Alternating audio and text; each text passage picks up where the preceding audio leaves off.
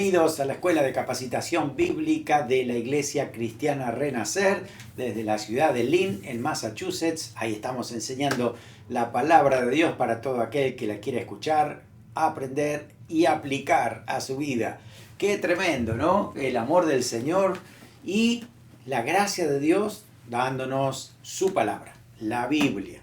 Es una bendición tenerla en nuestras manos, poder leerla, poder estudiarla y sobre todo vivirla para que justamente marque una diferencia en nuestra vida. Cuando uno va a la Biblia, el Salmo 119, presta atención, el Salmo 119 lo escribe, según los eruditos, Esdras, la persona que vamos a estudiar hoy, el capítulo del 1 al 10 del libro de Esdras.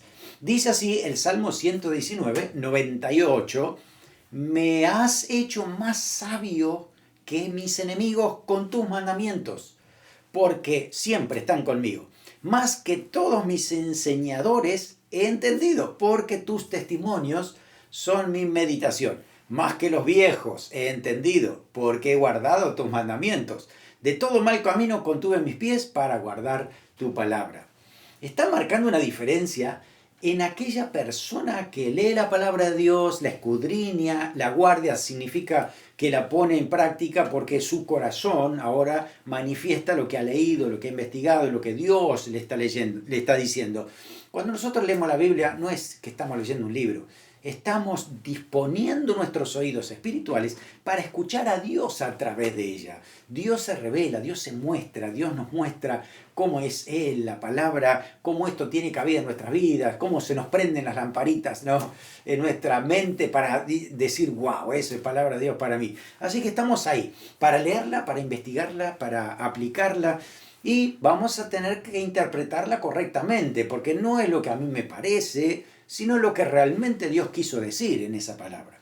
Por eso es importante muchas veces entender el contexto, no es leer un solo versículo, es leer todo lo que dice el capítulo, los libros de la Biblia, por eso leer todo el mensaje completo, para entender bien todo lo que Dios está diciendo. Por otro lado, también tengamos en cuenta el contexto que hay cultural, un contexto gramatical, situaciones históricas, todos esos nos ayudan para comprender exactamente y escudriñar mejor lo que Dios nos está diciendo ahí en la palabra. Así que preparémonos, vamos a estudiar este libro para que, cuando usted lea el libro de Esdras, recuerde toda esta clase. Y diga, ay, sí, es verdad, me acuerdo de Esdras, qué tremendo el libro de Esdras, qué tremendo este hombre. Vamos a prestar atención a ese contexto que hay de fondo para poder entender mejor lo que Esdras está transmitiendo. Así que durante el libro vamos a ir viendo que hay diferentes hilos conductores, ¿no? Está el hilo de la línea mesiánica, está el hilo del plan de salvación, está el hilo de la historia del pueblo de Dios y tantos otros que no podemos perderlos, porque ahí estamos para entender y mejorar nuestra enseñanza, nuestra aplicación acerca de lo que Dios nos ha dado en su palabra. Muy bien, tenemos divisiones de la Biblia, lo hemos hecho por diferentes temas que tienen, así que tenemos el Pentateuco, históricos, poéticos y demás, y nos encontramos en los libros históricos y estamos en estos últimos tres que están aquí, Esdras, Nehemías y Esther. Esos tres libros cierran la parte histórica del Antiguo Testamento y particularmente vamos a ver Esdras. Decimos esos tres porque están muy emparentados, tienen muchos temas en común, están en la misma época, así que por eso es importante tenerlos en cuenta. Así que el libro de Esdras es el que nos vamos a abocar hoy, así que prestemos atención a esto para que entonces la palabra del Señor nos hable realmente como el Señor nos quiera decir. Esdras y Nehemías son dos libros que tratan del regreso, el regreso del remanente del pueblo. ¿Qué es remanente? Es una pequeña porción que se ha mantenido fiel a Dios, mantenido fiel a sus palabras, sus mandamientos. Dios los ha preservado, entonces están volviendo a Israel. Y la pregunta es, ¿dónde estaban? Bueno, tenemos que volver a la clase anterior, cuando habíamos estudiado el libro de Crónicas, para recordar que por causa del pecado es permitido por Dios que Babilonia venga y tome control de todo ese territorio y se lleve cautivo al pueblo hacia Babilonia. Por profecía de Jeremías iban a tener que estar allá 70 años para que Dios purificar al pueblo, también le diera descanso a la tierra porque ellos no cumplieron lo que Dios le había dicho en su palabra. Cada 7 años tenían que hacer descansar la tierra, por ejemplo, y no lo hicieron. Así que Dios se tomó los 70 años para que se cumpla toda su palabra que el pueblo de Israel no lo había cumplido. Así que de eso estamos hablando en el libro entonces de Esdras y Nehemías. Y Esther se escribe en el período que corresponde entre el capítulo 6 y el capítulo 7 del libro de Esdras. Así que aquí vamos a hacer una especie de gráfico que tenemos aquí, ¿no? Desde Génesis, desde el libro de Génesis hasta el libro de Segundos de Crónicas, hemos estudiado nosotros hasta aquí. Así que nos encontramos con esta línea. Hasta ahí el pueblo de Dios venía, teniendo su centro en Jerusalén, pero aparece la cautividad babilónica. Entonces tenemos aquí capítulo 36, ¿no? Versículo 21. Hasta ahí se queda esta línea, hasta ahí, porque hasta ahí entonces nos recuerda el libro de Crónicas que Israel fue llevado cautivo a Babilonia y comienza este periodo de cautividad babilónica y el punto de referencia más importante de este periodo es la destrucción del templo. ¿Por qué? Porque hay muchos viajes hacia Babilonia. Hay 3 deportaciones en Babilonia. Así que la que va a mencionar aquí, la última, ¿sí? Es justamente donde después empiezan a volver otra vez. Así que contamos nosotros, esos 70 años que están aquí, es desde que se destruye el templo hasta en el 586, hasta el 516, donde es que se termina la construcción del templo, ¿no? El templo que, había ido justamente antes de Esdras para poder hacer esa tarea. Así que el capítulo 36 de Segunda de Crónicas, ¿no? Segundo de Crónicas 36, versículos 22 y 23 son igual, ¿no? O corresponden a la misma época que Esdras capítulo 1 del versículo 1 al 3. Ellos son iguales, ¿no? Nada más que Esdras explica mejor lo que quedó pendiente en los últimos versículos del libro de Segundo de Crónicas. Por eso, ese es un argumento muy fuerte para entender de que Esdras, que escribió su libro, también escribió los libros de Crónicas porque le da la continuidad perfecta, ¿no? Y es que casi dice lo mismo, ¿no? En casi textuales palabras, pero Esdras explica mejor lo que viene después, de qué manera ella va a poder estar allí. Bueno, cuando llegamos al capítulo 6 y el capítulo 7, justo ahí en el medio, aparece la historia de Esther. Ya la vamos a ver más adelante, pero Esther está justamente en este periodo. Después viene Nehemías. Así que recuerde, estos 3 libros corresponden a una época bien determinada, están muy unidos en ese sentido, por eso es que están en esa parte de la Biblia, ¿no? Después del segundo libro de Crónicas. Así que estos datos nos van a servir para recordar la historia y ver entonces el enfoque que hace el libro de Esdras a partir de esto que hemos investigado. Muy bien.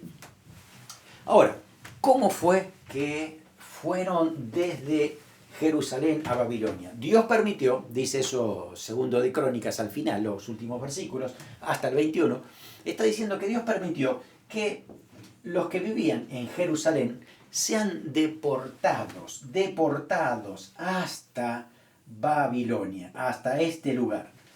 Y aquí pasaron 70 años, hasta que entonces después vuelven otra vez hacia Jerusalén. Pero 70 años y solamente en Jerusalén dice que quedó gente muy pobre, que no tenía nada, para que pudiera sobrevivir en ese lugar. Pero todos los nobles, las personas que eran los terratenientes de Israel y demás, se fueron todos para este lugar. Así que aquí estuvieron 70 años. Aquí es donde ministra el profeta Ezequiel, por ejemplo, ¿no? Y les habla a la gente que está en esta zona. Aquí estaba Daniel. Daniel también, ya lo vamos a ver más adelante, el libro de Daniel. Pero Daniel después nos cuenta un poco más de la historia, ¿no? Porque nos dice que después de los babilonios vinieron los persas. Así que después vemos que Susa pasa a ser la capital de ese gran imperio. Así que todo esto sucede al principio, ¿no? Por eso de aquí es donde 70 años se cumplen de lo que Dios había dicho por el profeta Jeremías. Considere algunas fechas importantes. Yo no sé si se va a acordar esto de memoria, pero puede tener esto de referencia, puede hacer una pausa al video y puede ver cada una de estas fechas que son importantes a tener en cuenta. Fíjese, la destrucción de Jerusalén, este es un punto crucial para la historia que estamos viendo. Y recuerde esta fecha, 586 antes de Cristo. Si usted quiere contar los 70 años después, así que va a tener que restar de allí. Recuerde que antes de Cristo y después de Cristo, ¿no? Después de Cristo sumamos los años, pero antes de Cristo tenemos que restarle, ¿no? Así que aquí estamos... desde el 586 vamos bajando en años, ¿no? Hasta el 0, ¿no? En el tiempo de Cristo.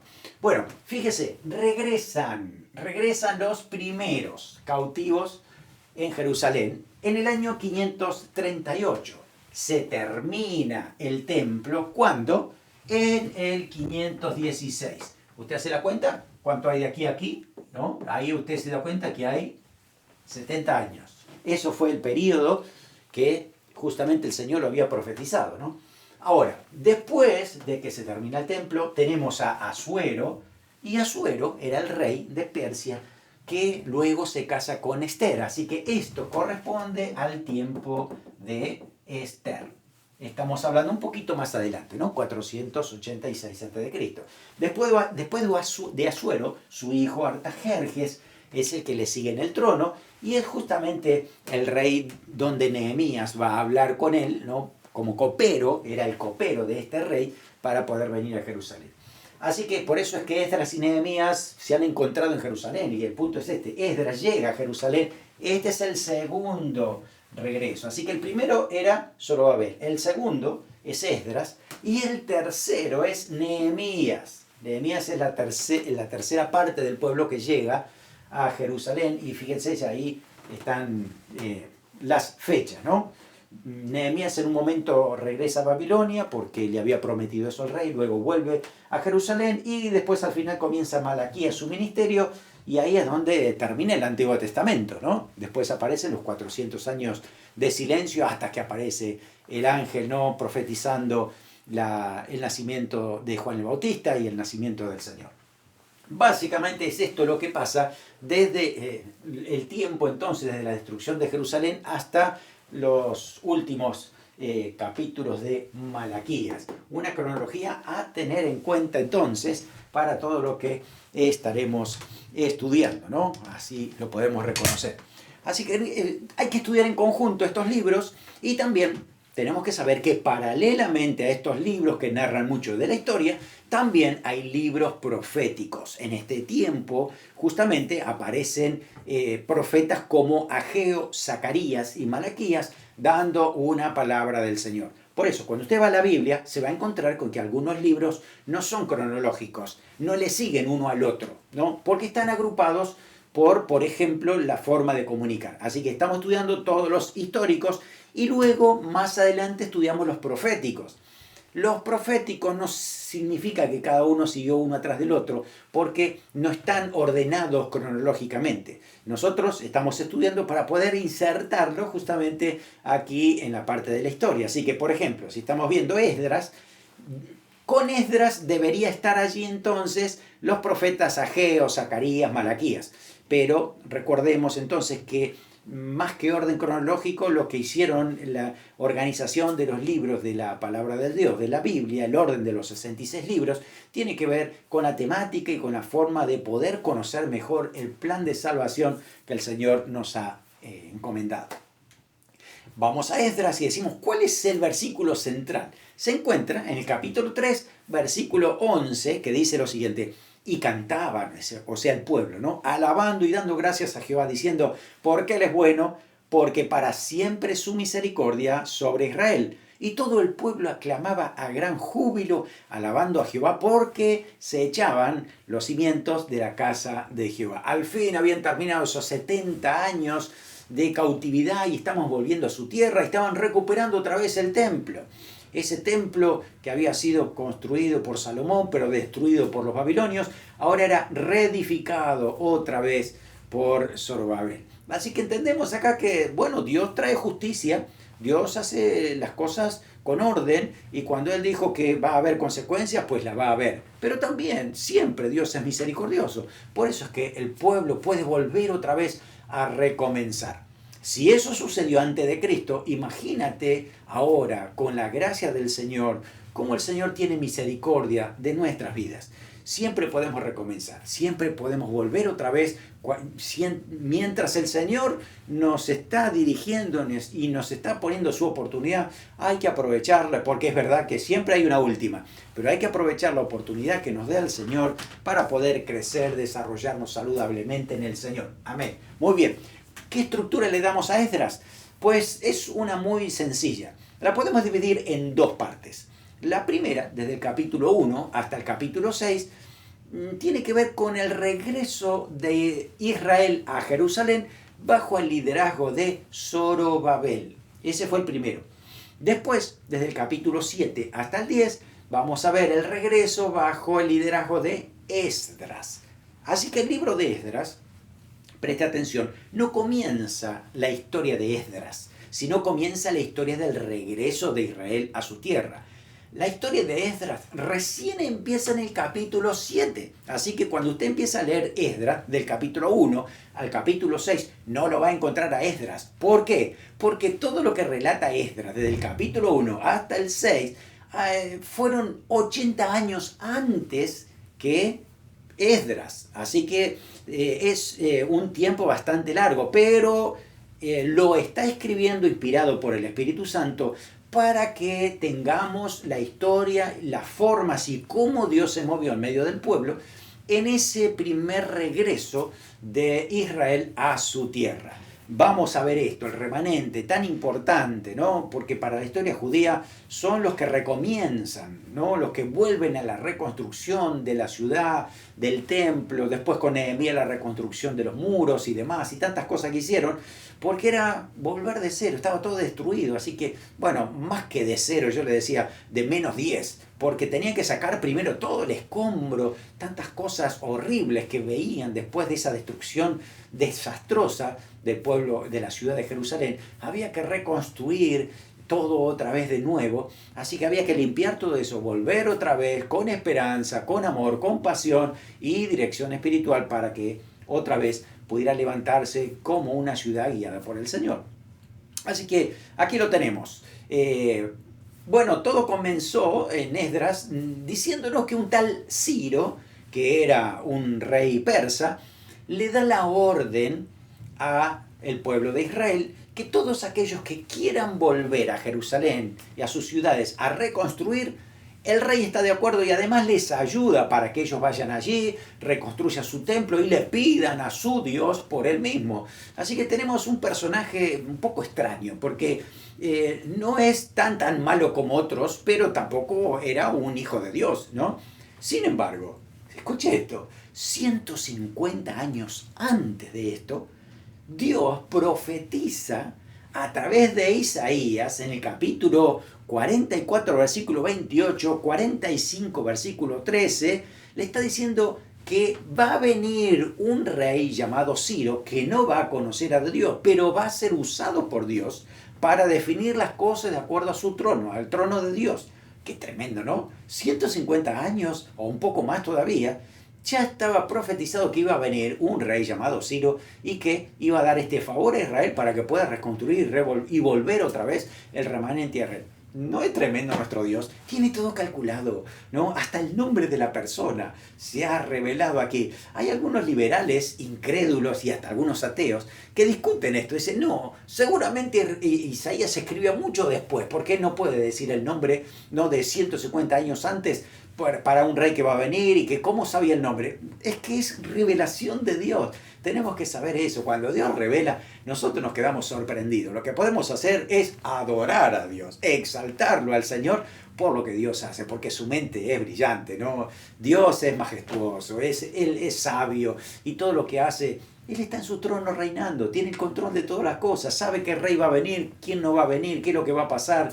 Y su pueblo siempre sigue dependiendo de Dios. Su pueblo siempre sigue siendo fiel al Señor, Dios lo preserva, Dios lo guarda. Siempre hay un remanente fiel. Inclusive ahora hay un remanente fiel de todo aquello que se llama iglesia, ¿no? Hay un remanente fiel de aquellos que aman realmente al Señor, que le sirven de corazón, que le buscan, que van a la palabra de Dios, que cambian el corazón y que tratan de afectar a esta sociedad que está perdida, no tiene a Dios, vive en pecado y necesita la gracia del Señor. Y ese es nuestro mensaje, predicar la gracia del Señor.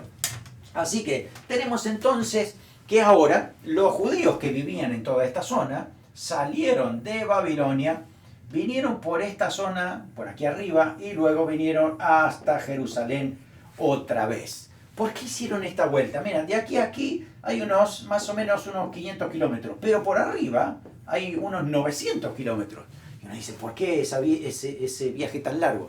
Les convenía ir cerca del río para poder mantenerse durante tantos días de viaje, porque por aquí era desierto. Por eso entonces el viaje siempre lo hacemos así, hacia arriba y hacia abajo, ¿no? Así es como también fueron y como también volvieron. Hay 3 vueltas, ¿no? Hay 3 veces, 3 regresos hacia Jerusalén.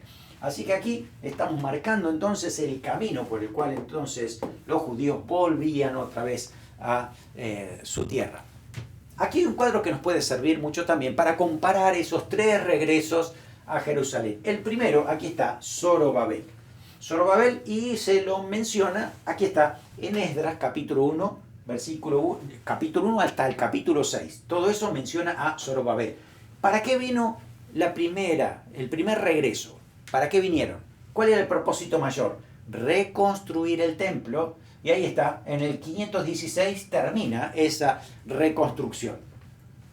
El segundo retorno también está en el libro de Esdras, pero a partir del capítulo 7. Está entonces Esdras viniendo con un grupo un poco más pequeño y vinieron para enseñar la ley de Dios. Es más, hasta el rey persa lo llama a Esdras y dice, te encargo que tú le enseñes la ley de Dios a tu pueblo. ¿No? Increíble, ¿no? Cómo Dios usa a las personas para que al fin se cumpla su propósito, ¿no? Así que es enseñar la ley, ahí está. Y el tercer retorno es con Nehemías para reconstruir la ciudad, reconstruir el muro, la plaza y varias cosas más. Ahí está, reconstruir. Y eso recién está en Nehemías capítulo 1 al 7, repoblar la ciudad, capítulo 8 al 13, ya lo vamos a ver en las próximas clases también. Así que es una idea para tener la diferencia de los 3 regresos del pueblo de Israel hacia Jerusalén. Lo que nos vamos a abocar hoy son estos 2, ¿no?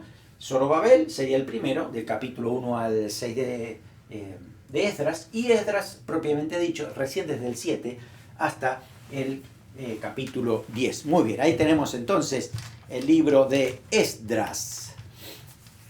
Cuando uno empieza a leer Esdras, entonces ve que desde el capítulo 1, capítulo 2, empieza a dar detalles acerca de ese remanente que vuelve a Jerusalén con el líder que se llama Zorobabel. Zorobabel es el primero, ahí está, ¿no? Así que ahí se muestra cómo viene el pueblo, vienen sacerdotes, vienen levitas, viene otra gente, y es un grupo bastante numeroso, ¿no? Se cree que más o menos habría unos 50.000 personas que vienen con Zorobabel para poder habitar otra vez a Jerusalén. No es que no hay nadie en Jerusalén, hay gente pobre, gente que se había quedado en esos 70 años para tratar de sobrevivir en ese lugar.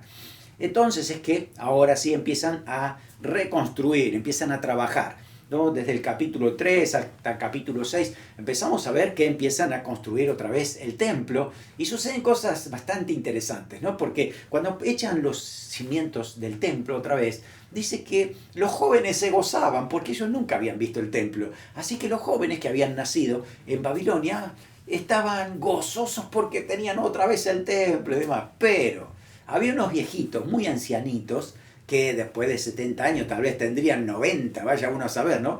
Que estaban viendo la construcción de este nuevo templo y lloraban por lo que había sido el templo de Jerusalén, ¿no? El de Salomón, y que ahora este era muy, muy pobre, insignificante a comparación del que tenían antes. Dice que se mezclaron los 2 llantos, ¿no? El llanto del gozo, de la alegría de tener el nuevo templo, y el llanto de la añoranza, de aquel templo que ya no va a venir más, ¿no? Y dice que no se escuchaba bien esto, pero la exhortación era a gozarse porque una nueva etapa comenzaba en el pueblo. Así es como Dios empieza a trabajar, los anima a través del profeta Ageo, del profeta Zacarías, para que tomen posición. ¿Por qué? Porque del capítulo 3, 4, en 4 usted va a ver oposición de los enemigos. Los enemigos de Israel, de todo alrededor, no querían saber nada con que Israel se reconstruya otra vez. Bueno, es un mensaje que lo escuchamos a lo largo de toda la historia de la humanidad, ¿no? Entonces, frente a esa oposición, el pueblo de Israel primero se vio impedido, ¿no? Porque empezaron a hablar mal de ellos, como que se querían rebelar y demás, así que el rey que estaba en ese momento detuvo la obra por un poco de tiempo, no demasiado. Así que después empezaron a animarse por las profecías de Ageo, de Zacarías, dijeron vamos a construir porque ya Ciro dio la orden, así que ¿cómo nos van a detener ahora? Así que volvieron otra vez a esa construcción, usted lo va a leer en los siguientes capítulos, y entonces van y hablan otra vez. Ahora hay otro rey, es el rey Darío, el que se encuentra en Susa, en la capital del imperio persa. Entonces Darío encuentra que hay un rollo que dice que justamente Ciro le había dado permiso, así que no, déjenlo, que sigan construyendo porque el permiso ya estaba dado. Al contrario, le da más dinero, le ofrece todo lo que necesitan para poder construir todo esto. Así que se termina la construcción del templo por esa intervención del Señor tremenda, ¿no?, que Dios hace. Así que ahí tenemos entonces cómo el pueblo comienza a empezar a vivir sobre la ciudad de Jerusalén con ese templo. Ya estaban los sacerdotes, ya estaban dando culto al Señor, pero no estaban estudiando la ley de Dios, no estaban estudiando exactamente lo que Dios quería para ellos. Y había el gozo de poder estar allí, pero después de tantos años, ya habían pasado 80 años de ese inicio, ya se nota como que ya segunda y tercera generación no estaban agarrados tan bien del Señor, no estaban estudiando la palabra. Entonces es cuando aparece, ahora sí, el capítulo 7, donde Esdras se ha preparado bíblicamente, se ha preparado para conocer a Dios, conocer lo que Dios quiere, y el rey lo envía entonces, porque él también tiene todo ese deseo para venir a reconstruir la vida espiritual de la nación. Por eso aparece entonces ahora Esdras, unos 80 años después. La expedición que viene con él es mucho menor que lo que habían venido con Zorobabel. Aquí más o menos son 2000 personas que vienen con Esdras. Aún así son muchos, pero no tanto como lo era el pueblo antes de la caída, ¿no? Así que este pequeño grupo es el que hace la diferencia en Israel y empieza a haber un crecimiento no solamente a nivel numérico, sino un crecimiento espiritual, porque Esdras empieza a enseñar la palabra del Señor, ¿no? Así que bueno, esto es lo que nos está hablando entonces en este tiempo. Hagamos una comparación del capítulo 1 al 6, aquí está, ¿no? Capítulo 1 al 6 y Esdras, que lo vamos a tener del 7 al 10. Son dos líderes fuertes dentro del pueblo de Israel. Zorobabel viene por el decreto de Ciro. Sin embargo, Esdras viene por el decreto de Artajerjes. Son dos reyes diferentes que los envían respaldados por el reino y con protección de ellos también para que puedan llevar adelante la tarea. Así que aquí lo tenemos a Zorobabel y allí lo tenemos a Esdras liderando todo este grupo. En las dos partes, ¿no?, se mencionan a los nombres y números de las personas que vinieron, ¿no?, en ambos lugares, también los utensilios sagrados y los regalos del rey que había enviado para que ellos vinieran. Es como que se repitiera también esto, ¿no? Después el ministerio de los profetas Ageo y Zacarías. Ageo y Zacarías no están en la época de Esdras, sino antes. Ya habían muerto para la época de Esdras. Estaban en la época de Zorobabel, en la primera venida. La segunda, pues la verdad es que Esdras tenía que trabajar casi él solo en la parte espiritual, ¿no? Por eso decimos ministerio de la intercesión de Esdras directamente. Es él el que habla, que muestra, el que ora, intercede por el pueblo continuamente. ¿Cuál es el resultado de Zorobabel? Pues ahí está, el templo es reconstruido. Ese era el propósito de esta venida. Pero acá tiene que ver con reconstrucción espiritual. separación del pueblo, tenemos esto, ¿no? En el último capítulo habla de que el pueblo se había juntado con otros que no eran parte del pueblo de Dios. Y Dios le dijo en su ley que al pueblo de Israel no debía unirse a las naciones que tenía alrededor porque eran paganos y ellos iban a desviarlos de la palabra de Dios, del camino de Dios. Entonces Esdras fue muy drástico y dramático con este punto, les predica esto y hacen una convocatoria nacional donde hay una lista de grandes líderes de ese lugar que se habían casado con mujeres extranjeras y tenían hijos que ni siquiera hablaban el hebreo, ¿no? Que para ellos era terrible. Así que toman la decisión de separar, ¿no? Se vuelven entonces todas las mujeres y los niños que no tienen nada que ver con el pueblo de Dios, se vuelven a sus pueblos y ellos comienzan una generación diferente, ¿no? Tratando de buscar al Señor. Recuerde que estamos hablando en el Antiguo Testamento, algo exclusivo para Israel, no es en este tiempo, ¿no? Sino que hay diferencia porque la venida de Cristo ha hecho que ahora el pueblo de Dios sea la iglesia y es un pueblo amplio que va más allá de las naciones, de las razas y demás, sino que tiene que ver con ese corazón dispuesto para entender lo que Jesús quiere, cómo el Señor entonces nos ha tomado como discípulos, nos ha perdonado nuestros pecados y vivimos para agradarle a Él porque el Señor viene pronto y ahí está su reino que va a ser implantado aquí y por la eternidad lo tendremos al Señor. Así que importante esto a tener en cuenta de entonces las dos partes que estamos viendo, ¿no? En cuanto a lo que es los dos regresos a Jerusalén.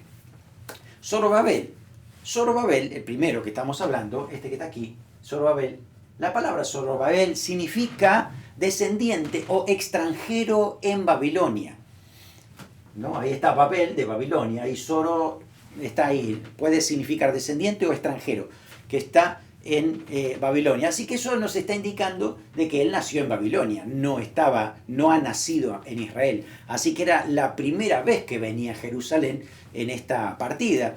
Y si usted lee Mateo capítulo 1 del versículo 12 al 17, se va a encontrar con que el Señor Jesús es descendiente de la línea mesiánica y Zorobabel está en esa línea mesiánica. Así que Zorobabel es ascendiente de Cristo, ¿no? Todos sus hijos y sus hijos de sus hijos, pues al final termina con que fue la línea mesiánica donde vino el Señor Jesús. Así que a tener en cuenta que Zorobabel es parte de la descendencia del Señor.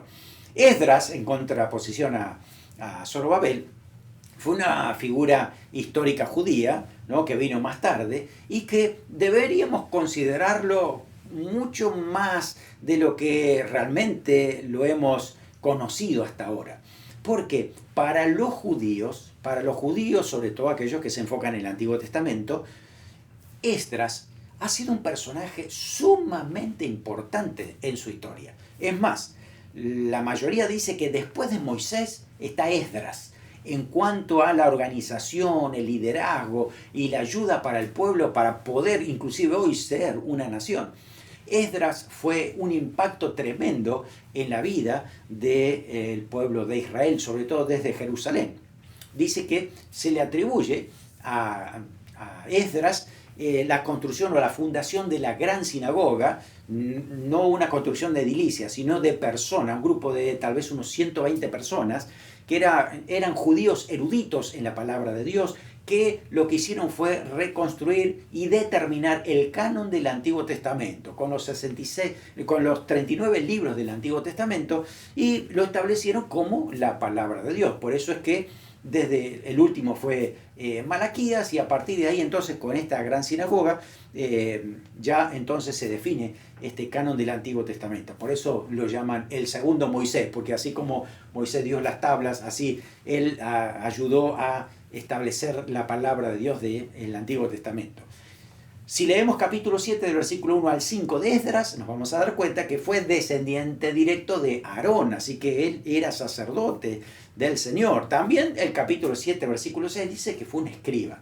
Escriba no era simplemente un copista, sino una persona erudita en la palabra, en la gramática, en la manera de poder traducir o poner en práctica, poder interpretar correctamente esa palabra y que la gente lo entienda de manera sencilla todo lo que se está leyendo allí. Así que fue un instructor experto en la palabra de Dios. Así que cuando vuelven, hay una pregunta que todavía nos queda: ¿será que vinieron todos o vinieron solo 2 tribus?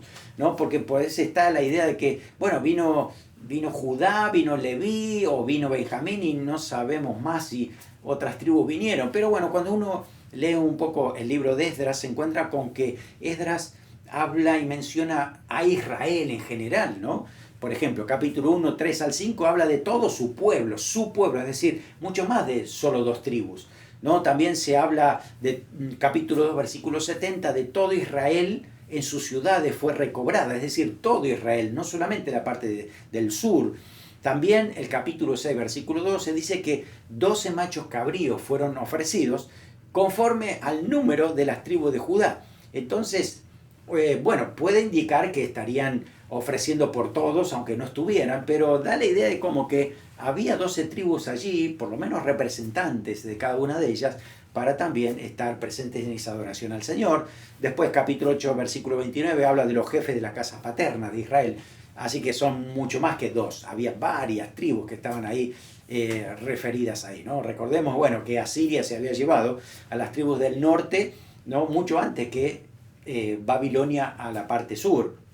Por eso es que no se sabe mucho, inclusive hoy por hoy, de lo que ha acontecido con esas tribus. Sin embargo, bueno, tenemos la esperanza, bíblicamente hablando, que en Apocalipsis nos habla de las 12 tribus de Israel y ahí están todas las tribus. Entonces, bueno, entendemos que Dios sabe dónde está su pueblo, dónde están aquellos que pertenecen a cada tribu y, bueno, Dios lo tiene reservado. Inclusive también, si uno lee Apocalipsis, se va a encontrar que en el tiempo de la tribulación va a haber inclusive hasta 144.000 sellados que pertenecen a las 12 tribus de Israel. Así que ahí está, ¿no? 12.000 de cada tribu que van a ser predicadores de la palabra de Dios en ese tiempo. Así que Dios tiene el control de todo, a Él no se le pasa nada y en la eternidad, pues bueno, ahí estará todo el pueblo de Dios unido, ¿no? De toda lengua, tribu, pueblo, nación, adorando al Señor por siempre.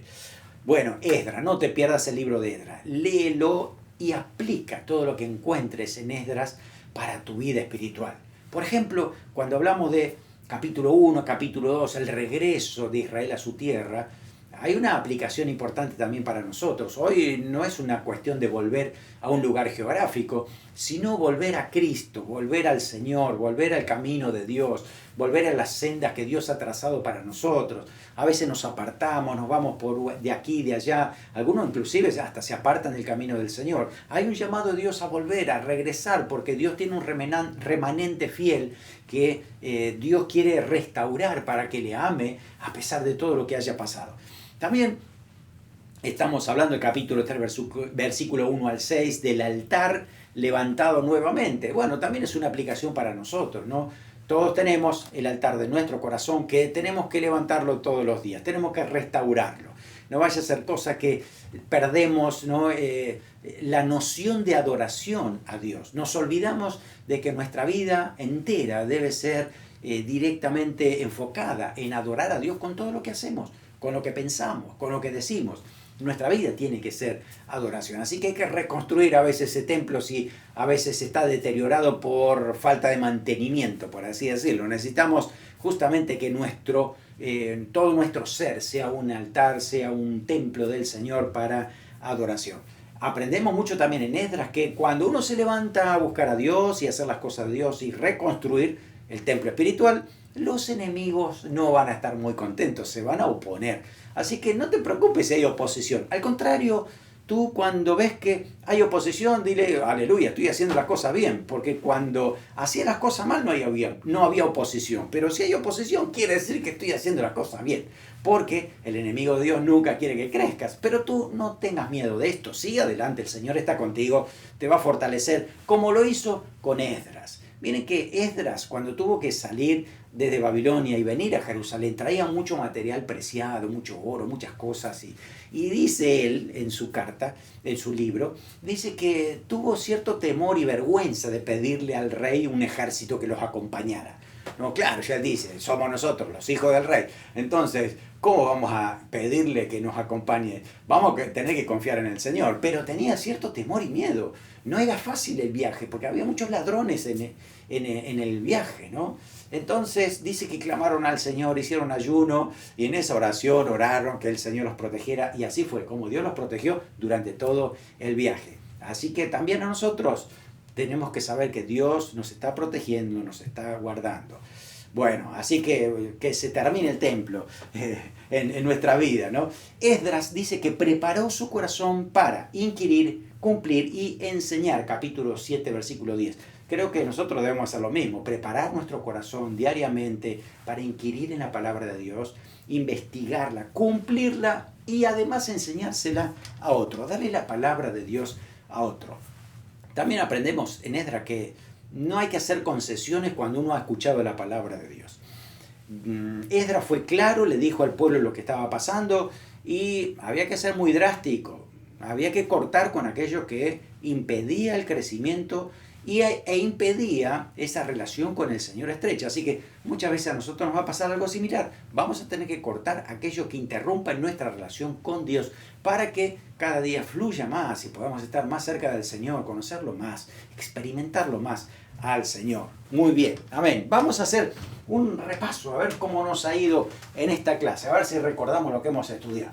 La primera, el retorno del remanente con Esdras fue posterior al de Zorobabel. Recuerde, ¿cuál fue el primero? ¿Zorobabel o Esdras? ¿Quién vino primero? Porque eran dos diferentes, ¿no? Así que recordamos que primero fue Zorobabel. Así que estamos bien aquí, ¿no? Dice que verdadero.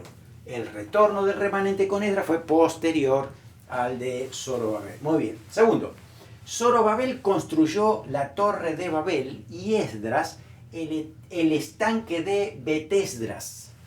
¿Te acuerdas de esto? ¿Te acuerdas que eso sucedió?